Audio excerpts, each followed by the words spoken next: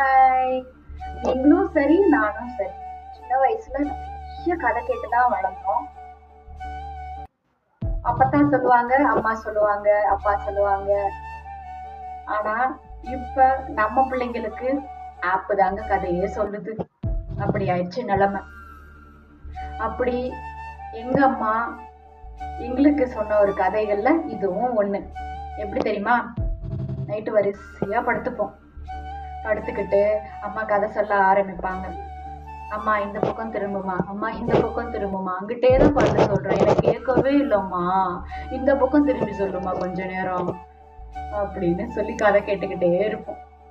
அம்மா சொல்லிக்கிட்டே இருப்பாங்க. இன்ட்ரெஸ்டா போயிட்டு இருக்கோம். அப்படியே பிரேக் ஆயிரும். அம்மா என்னம்மா என்னம்மா ஆச்சு, மாமா சொல்லுமா, என்னம்மா என்னவா கதை சொல்லிக்கிட்டே இருக்கியா, ஊ கொட்டவே மாட்டேங்கிறீங்க. ஊக்கட்டினா தானே கதை கேட்கறதுக்கு இன்ட்ரெஸ்டா இருக்கும், கதை சொல்றவங்களுக்கும் இன்ட்ரெஸ்டா இருக்கும். உங்களுக்கு இருக்க அந்த அனுபவம்? அப்படி அம்மா சொன்ன கதைகள்ல இதுவும் ஒண்ணு. ஒரு ஊர்ல ஒரு அண்ணா ஒருத்தவன் இருந்தானா. அந்த அண்ணாக்கு நாளா ஒரு சந்தேகமா, சொர்க்கம்னா எது, நரகம்னா எதுன்னு தெரிஞ்சுக்கணும்.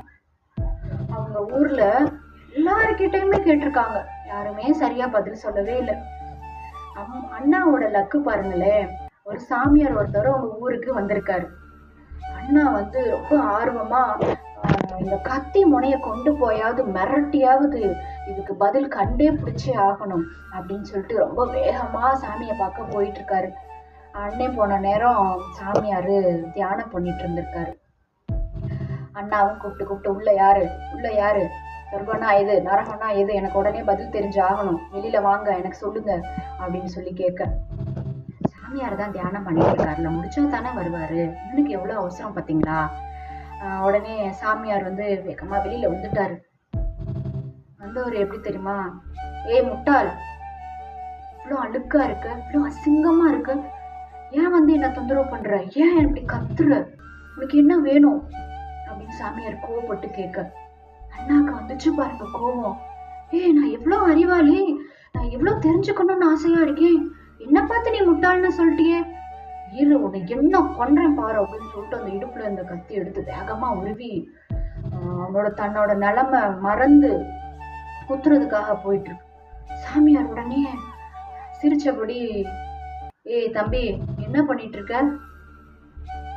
இது பண்ணிட்டு இருக்க பாரு, இந்த நிலை இவ்வளவு ஆவேசம் பண்ணிட்டு இருக்க பாரு, இதுதான் வந்து நரகம் அப்படின்னு சொல்லியிருக்காரு.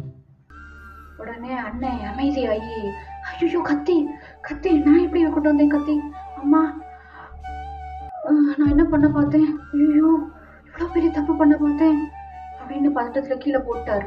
கீழே போட்டு, சாமி என்ன மன்னிச்சுக்கோங்க சாமி, எவ்வளவு பெரிய தப்பு பண்றது, என்னை காப்பாத்திட்டீங்க, ரொம்ப நன்றி, அதே நேரத்துல மன்னிச்சுக்கோங்க சாமி, மன்னிச்சுக்கோங்க அப்படின்னு சொல்லிட்டு கொஞ்ச நேரம் அப்படியே அமைதி ஆயிட்டான். அண்ணா வந்து எவ்வளவு கோவத்துல வந்தா, எவ்வளவு கோவத்துல அப்படியே வானத்துக்கும் பூமிக்கும் தவண அண்ணன், அதுதானே நரகம் அவர் சொன்னான் போல, பாத்தீங்களா குத்திட்டு என்னமா பண்ணிட்டா, உண்மைதானே அவர் நரகம் தானே லைஃப் ஃபுல்லா.